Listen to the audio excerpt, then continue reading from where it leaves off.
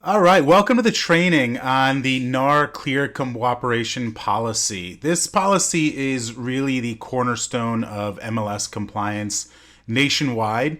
And the idea is that it ensures fair market access, it maintains transparency in the market, it creates a level playing field for all brokers and consumers. So, this is required in every MLS across the country, and compliance is essential not just for ethical practice, but also for accurate market representation. So let's talk about this one business day rule.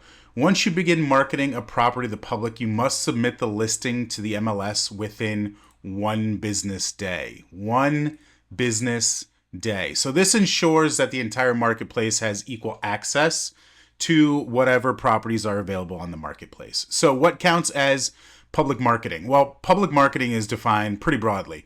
And what it means is any action that exposes a property to the general public or potential buyers would trigger the requirement to submit that listing to OneKey.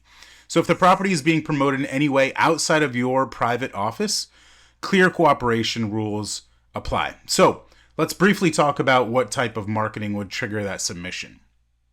Physical marketing, flyers, yard signs, open house announcements, digital marketing, public-facing website listings, brokerage, IDX, VOW displays, email blasts, digital communications, social media posts, cooperative activities, so multi-brokerage networks sharing with other brokerages, platforms that are accessible by more than one brokerage, that kind of thing. Technology platforms, public real estate apps, similar advertising methods. We already mentioned social media posts. If these activities occur, the listing must be submitted to the MLS within one business day. Okay, so let's talk about how we can correct ourselves if we find ourselves in violation of this clear cooperation rule. The first step is to submit the listing to the MLS right away for cooperation with all MLS participants. What we want to think about here is do not delay. Timing is critical here. You want to review your marketing timeline, make sure that any future public marketing never occurs before the MLS submission. This adjustment really is essential to prevent any future violations.